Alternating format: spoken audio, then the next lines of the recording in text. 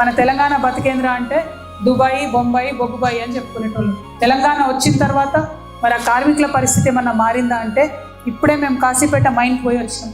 ఎక్కడ చూసినా మేనేజ్మెంట్ దౌర్జన్యాలు. ఆనాడు బ్రిటిష్ కాలంలో ఎట్లయితే మన దేశం వాళ్ళను తక్కువ చేసి చూసిందో అదే తరహాగా మేనేజ్మెంట్ చూస్తుందంటే బాధ అనిపిస్తూ ఉంది.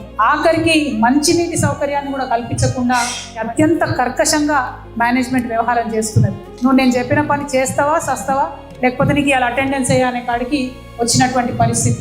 ఏమన్నా ఇంకొంచెం గట్టిగా బలంగా మాట్లాడితే షిఫ్ట్ మార్చుడు, ఇంకా ఎక్కువ మాట్లాడితే సస్పెండ్ చేసుడు. డెఫినెట్గా ఇది ప్రభుత్వం ఇచ్చినటువంటి అలసత్వమే. సరైనటువంటి పని చేసేటటువంటి వాతావరణం ఉంటే మా సింగరేణి బిడ్డలు భూమిలోకెళ్ళి బొగ్గు కాదు బంగారం తీసుకొని బయటకు వస్తారు. మరి అంత కష్టపడే తత్వం ఉన్నటువంటి ఆ బిడ్డల్ని ఇట్లా మేనేజ్మెంట్ హింస పెట్టడం అనేది కరెక్ట్ కాదు. ప్రభుత్వం మీరు జోక్యం చేసుకొని సింగరేణి సంస్థలో ఉన్నటువంటి డబ్బును దోచుకుంటున్నారు, కానీ సింగరేణి కార్మికుల యొక్క రక్షణ విషయంలో మాత్రం మీరు కంప్లీట్గా ఇగ్నోర్ చేస్తున్నారు.